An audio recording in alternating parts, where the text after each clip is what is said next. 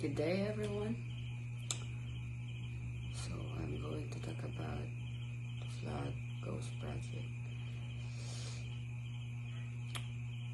Floods, broken classrooms, damaged roads, and rising taxes. These are the daily realities for many Filipinos. Today, I want to share my stand on the three issues: Ghost Flood Control Project, substandard infrastructure, and higher taxes on Filipino workers and consumers.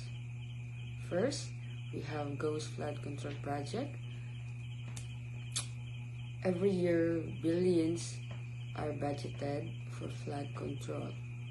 River walls, drainage systems, dikes, pero kapag bumubuhos ang ulan, saan napupunta? Wala. Because many of these projects exist only in documents, but not in real life. These are ghost projects. While the funds are released and marked as completed, communities are still underwater. This is not just mismanagement, this is life-threatening. People lose homes, livelihood, and even lives. Our taxes are paid, but the protection never arrives. Second, substandard infrastructure. Even when projects are built, many are poor in quality. Classrooms with cracks, roads that break after one rainy season, bridges collapsing after only a few truck pass. Why it happened? Corruption. Because of cheap materials. Corruption in contracting. Lack of monitoring and inspection. They are focusing in quantity, not in quality. Focus sa dami, hindi sa tibay. Infrastructure is not decoration. It should protect and support the people. If it collapses easily, it is not just mistake. It is not just a mistake. It is negligence. Third one, higher taxes on workers and consumers. Filipino workers face higher income taxes. Consumers pay more in VAT, fewer taxes, and daily goods. Yet, despite these, public services are weak, projects are fake, and infrastructure is crumbling.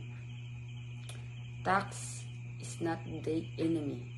Corruption and misuse of taxes are the real enemy. People will pay taxes if they see results. But when the money disappears, trust disappears too. So here's my stand. I stand for accountability, transparency, and quality in public service.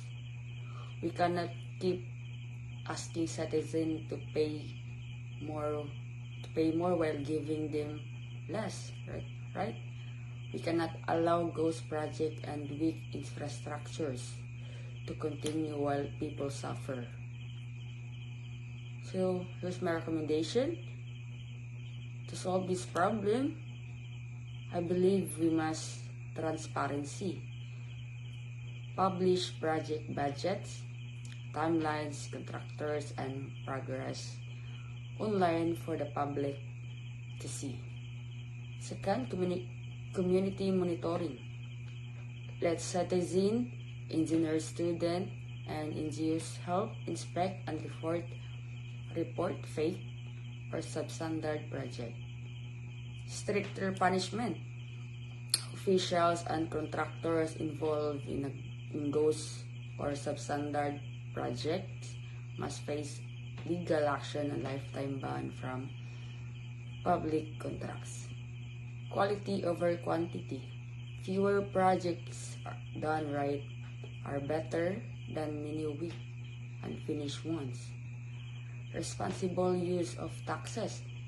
Taxes should go to real healthcare, education, flood control, and infrastructure, not into private pockets. So, yes, corruption exists. Yes, many are frustrated, but there is still hope. Filipinos today are more informed, more vocal, and more courageous to demand change. Youth, workers, and communities are now asking, where is our money? Where is money going? This question alone is a sign of awakening.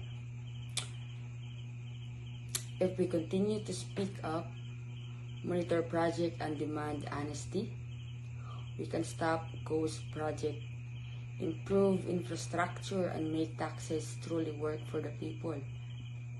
Let us imagine a Philippines where flood protection is real, classrooms are safe and strong, roads last for years, not months, taxes are respected and returned to the people through real service. We deserve a government that is honest. We deserve protection, not promises. And I believe that if we stand together, change will not just be possible. It will be inevitable. Thank you, and may we always choose hope and responsibility for our nation.